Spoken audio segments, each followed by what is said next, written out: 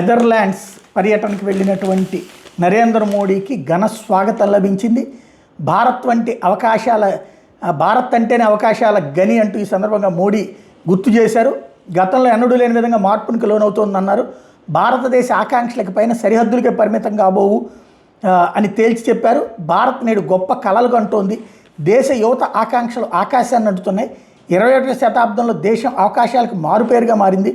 సాంకేతికతతో పాటు మానవతా దృక్పథంతో భారత్ ముందుకు సాగుతోంది. మన దేశం ఎంత ప్రాచీనమైందో అంతే ఆధునికంగా కూడా ఎదుగుతోంది.